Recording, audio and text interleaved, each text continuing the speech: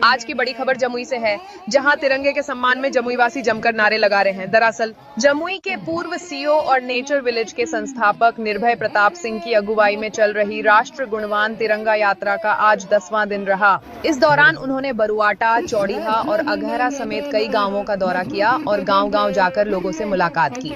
इस मौके पर निर्भय प्रताप सिंह ने प्रशासन और कुछ तथाकथित सफेदपोश नेताओं पर जमकर निशाना साधा। उनका कहना है कि बीते महीने 12 अगस्त को प्रशासन और कुछ लोगों की मिलीभगत से तिरंगा यात्रा को रोका गया। बार-बार परमिट की मांग की गई। उन्होंने सवाल उठाया, तो क्या लोकतंत्र के इस देश में तिरंगा यात्रा को रोका जाना सही है?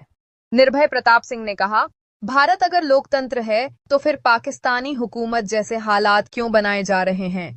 जो भी तिरंगे के खिलाफ राजनीति करेगा उसका भारत में कोई हक नहीं है। ऐसे लोगों को पाकिस्तान भेज देना चाहिए। उन्होंने प्रशासन और तथाकथित सफेदपोशों को खुली चुनौती देते हुए कहा, अगर दम है तो राष्ट्र गुणवान तिरंगा यात्रा को रोककर दिखाएं, मैं उनकी औकात बता दूंगा। सिंह ने साफ कहा, तिरंगा हमारी आन बान और शान है। इसके लिए हम मरना भी जानते हैं और मारना भी जानते हैं। बताते चलें कि रोके जाने के विरोध में ही यह राष्ट्र गुणवान तिरंगा यात्रा निकाली जा रही है और इसमें हर वर्ग के लोग लगातार जुड़ रहे हैं। जमुई से हमारे संवाददाता कन्हैया सिंह की रिपोर्ट। यात्रा निकाला जा रहा है, गांव-गांव तक पहुंचा जा रहा है। आजकल देखा जा रहा है जो भी ग्रामीण है, जो भी तिरंगा यात्रा में शामिल हुए हैं, जहाँ भी आप जा रहे हैं वहाँ से ये मांग उठ रही है कि आपको राजनीति में उतरना चाहिए। क्या कहेंगे इस पर? राजनीति खराब विषय नहीं है। ऐसे अयोग्य लोग, अकर्मठ लोग, जिनके पास ना कोई विजन है ना कोई उनका कर्मठता रहा है, ऐसे लोग जब राजनीति में आते हैं तो राजनीति का सत्यानाश हो जाता है और राजनीति बदनाम हो जाती है। क्योंकि ऐसे लोग अपने और अपने परिवार के ताकत को केवल बढ़ाते हैं, करप्शन का भागीदारी बनते हैं और लोगों में उनके पास विजन नहीं होता। हरदम उनको ये सताते रहता है डर कि अगर लोगों के बीच में जाएंगे, अगर वो पब्लिक के बीच में हमको समझा दिए कि ऐसे नहीं ऐसे चलिए विधायक जी, तो वैसे लोग पब्लिक के बीच में जाते ही नहीं हैं। तो ये सबसे बड़ी इस लोकतंत्र की समस्या है। जो कुछ ऐसे राजनीति, कोई बहुत लोग ऐसा चाहते हैं कि उनके पापा जी, उनके मम्मी जी, उनके बाद वो, उसके बाद उनके बाल बच्चे ही राजनीति करें। अगर यही समस्या लोकतंत्र में ब्यूरोक्रेसी के ऊपर हो जाए कि ब्यूरोक्रेट्स के बेटा ब्यूरोक्रेट्स बने और शिक्षक के बेटा शिक्षक बने, तो ये आम जो जनता है, 70% जनसंख्या जो देश के गाँव का है, उनके बच्चे क्या करेंगे?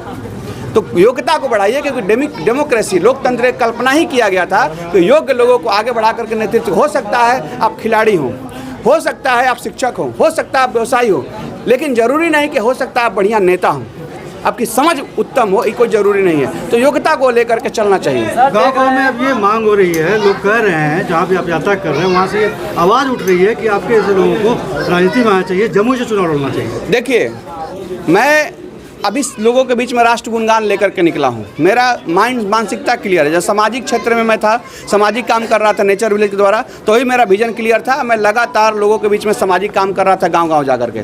जब मैं अभी राष्ट्र गुणगान यात्रा को लेकर निकला तो मेरा विजन क्लियर है कि जो हमारे देश के स्वतंत्रता सेनानी है, क्रांतिकारी सूरवीर हैं, उनके सूरमा की कहानी को बताएं, आज के जनरेशन को उनसे कनेक्ट करें। जिस दिन राजनीति में उतरेंगे तो बहुत दायित्व के साथ, पूरी ताकत के साथ उतरेंगे, क्योंकि कोई भी काम हम अपना 100% देने में विश्वास रखते हैं और मुझे सफलता जरूर मिलती है। तो जब भी उतरूंगा मैं ये निर्णय लूंगा तो पूरी ताकत के साथ उतरूंगा और आप देखेंगे कि मैं बेहतर काम करके दिखाऊंगा। क्या माना जाए कि लोग अगर राजनीति में आएंगे तो विकास का पहला मुद्दा क्या होगा? सबसे पहले शिक्षा को मजबूत करना जरूरी है। हमारे देश के जो लोग सोच रहे हैं कि इंफ्रास्ट्रक्चर बना देने से, विद्यालय बना देने से शिक्षा बच्चों तक पहुंच जाएगी, तो ऐसा ना हुआ है ना होगा। शिक्षा को मजबूत करने के लिए बहुत ज़रूरी है कि जो पेरेंट्स हैं, माता पिता हैं, शिक्षक हैं, बच्चों, तीनों का कनेक्शन अगर एक प्लेटफॉर्म पर ला करके देखा जाए, ये काम जनप्रतिनिधि विधायक ही कर सकता है, क्योंकि उसको अपील बड़ी होती है। लेकिन दुर्भाग्य है कि लोग पुलिया और विद्यालय का उद्घाटन करके इतना सोचते हैं कि बहुत हो गया। अरे ऐसा नहीं है। ये तो सरकारी फंड होता है और सब फंड एलोकेटेड होता है कि यहाँ पुल, इस विधानसभा में पुल जाना है, इस विधानसभा में इतना स्कूल जाना है, ये सब होना है। आपका क्या दायित्व है? आपने क्या किया खुद, जो अपना अपील के द्वारा अपने जो लोगों के बीच में समर्थन, उसका प्रयास करके क्या बेहतर किया? इसकी अगर पूछेंगे आप किसी से तो शायद नहीं बताएगा। बहुत सारे गांव में हम लोग घूम रहे हैं, बहुत सारे जनप्रतिनिधि 4-4.5 साल में गए ही नहीं। उस रोड की, उस गांव के रोड की क्या स्थिति है कभी सुने ही नहीं। आप सब रोड नहीं बना सकते हैं, कम से कम उनके साथ बैठ करके योजना बना सकते हैं, क्या किया जाए, कैसे किया जाए, कहाँ का ज़्यादा ज़रूरत है, ये बात देख सकते हैं। लेकिन बहुत सारे ऐसे लोग होते हैं फ्लाइंग मोड में रहते हैं, वो समझ ही नहीं पाते हैं, ना लोगों के बीच में उतर पाते हैं। ये दुर्भाग्य है इस लोकतंत्र का।